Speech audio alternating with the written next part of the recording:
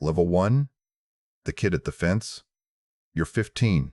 It's 1983. No license, no car, not even a learner's permit. Everything happens in a 3-ring binder you've been taping torn Motor Trend pages into since 6th grade.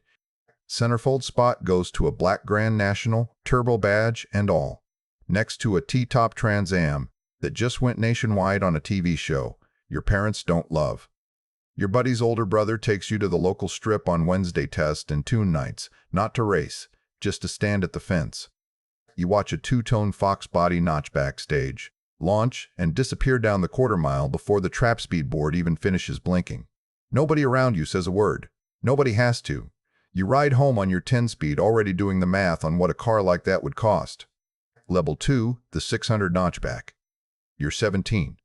Your uncle sells you his old Mustang LX for $600 because he wants the garage space more than the money. It's not the GT. No ground effects, no fog lamps, just a plain Notchback nobody looks twice at. Under the hood is the same 5-point V8, and a car that weighs less than the Camaros everyone else is chasing. You learn the hard way. The battery dies in a grocery store lot, and you jump it in the rain off a manual you had to read twice. You replace the clutch yourself on a Sunday, because the shop quote was more than the car cost. You get it wrong once, and do it again. First mod is headers and the straight-through exhaust, cheap, loud, and it changes how the car feels the second you turn the key. You drive it to the lot Friday night for the first time and park at the edge. Somebody walks over, looks under the car, asks who did the exhaust. You did. He nods. Level 3, learning the pecking order. You're 18. Fridays have a rhythm. You show up.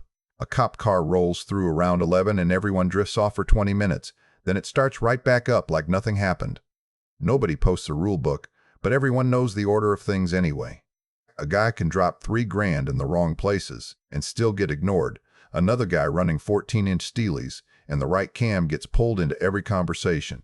Denny runs the black Grand National. Everybody's a little afraid of, though nobody you actually know saw the time slip. He's stingy with praise. The first time he looks at your car and says it's not an embarrassment anymore, you walk different for a week. You start figuring out who actually knows what they're talking about and who's just loud. Somebody finally points out your rear gearing doesn't match your tire size, which explains a lot. There's a real gap between a car that looks the part and one that's actually sorted, and most of the lot is still faking it. Level 4, the first real run. You're 19. The first real race happens on a 2-lane behind the grain elevator on the edge of town. Everybody just calls it the Strip, nothing official about it. Denny sets it up, doesn't ask if you're in, just tells you to have the car ready by 11. The other guy is running a GT5 Portnella with real bolt-ons and a tune from a shop 2 counties over. You don't find that out until it's too late to matter. He's got you covered by the 600-foot mark, and there's nothing left to do but finish it out. Denny doesn't soften it after you short-shifted twice, left the line late, gave away half a car length before the attach even mattered. He says it flat, like he's reading you a parts list. The rematch comes a month later, different car, and you take it by a fender sketchy off the line, but a win's a win. Then, on a night in late September, headlights swing onto the strip from the wrong direction and everybody scatters at once.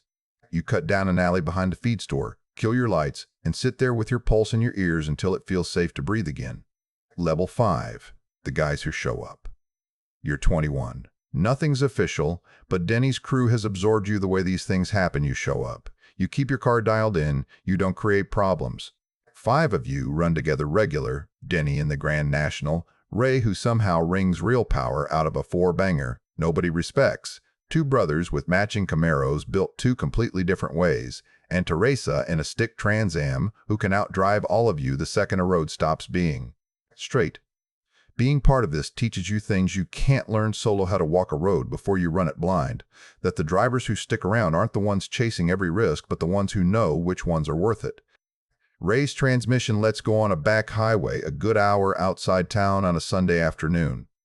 Nobody says anything. You're already in the car with a spare U-joint before Denny finishes his sentence. That side of it has nothing to do with horsepower, and it's the part that takes years to actually sink in. Level 6, out on the highway. You're 23.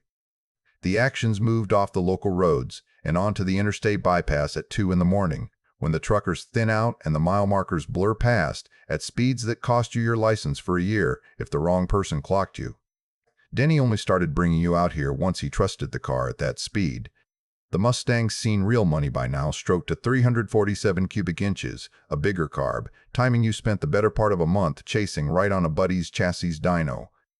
A guy running a Angst the factory hopped-up version of the Grand National, genuinely one of the quickest things Detroit ever sold off a showroom floor, becomes your standing rival for the better part of 2 years. You trade wins back and forth 5 races, you take 3 of them. It doesn't end in a blaze of glory. His car starts running hot mid-pull one summer night, and he backs off rather than risk the block, so you back off too, out of something closer to respect and sportsmanship. You both pull onto the shoulder, pop your hoods, and end up talking cooling systems while his radiator ticks as it cools. Neither of you ever brings up racing each other again. Turns out that's just not the point anymore once you've stood on a shoulder with a guy at 3 in the morning. A few weeks later, race car gets taken at a checkpoint and sits in an impound lot for the better part of 2 weeks. The crew goes quiet for a stretch after that. Level 7, a name you didn't build yourself. You're 25. At a Saturday swap meet 40 miles from your usual turf, a stranger clocks your Mustang before he clocks you, walks over, and starts describing a run you made against the next guy the summer before, accurately, right down to the shoulder and the radiator ticking. He wasn't within 50 miles of it that night. Somebody talked, and it wasn't you. That's the first time it really registers. Strangers are already forming opinions of you based on a story you never got to tell them yourself. You start being more deliberate about what people actually witness firsthand, since you can't do much about the version that travels without you. Not everybody takes a loss well. A kid in a Turbo Grand Am gets beat clean on a straight 2-lane and spends the next few weeks telling people you jumped the light. You let it go. Next spring, on a road he picked himself this time, you beat him again by twice the margin, and that's the only rebuttal you bother making. A guy you used to see most Fridays goes off the road hard on a county 2-lane that fall. He walks away, the car's a total loss, he doesn't come back to the scene, and nobody holds it against him. You find yourself easing off the gas every time you drive past that curve for a long time after. Level 8, the one who sets the rules now. You're 27. Denny relocated for work about 2 years back. No big goodbye. Just told you the crew was yours to run and handed it off like it was nothing. Ray's on rotating shifts now and makes it out maybe once every 6 weeks. Teresa still shows up, just not as often as she used to. Younger faces have started filling in the gaps, watching from the fence the way you used to. Some of them are showing up in Civics and Eagle Talons with big turbos and a boost gauge zip tied to the A-pillar cars. The old crowd wouldn't have looked at twice a few years back, and running numbers that are starting to make people go quiet when they roll up. You're not thrilled about it, but a time slip doesn't care what you think. You take a kid named Marcus 19, all nerves out on the strip, and ride along while he drives it himself. After, you break down exactly 2 things he did wrong and 1 thing he got right. He doesn't argue, doesn't make excuses, just nods and files it away, and something about that makes you go slower with him than you probably need to. Level 9, watching from the car. You're 34. It's 2002.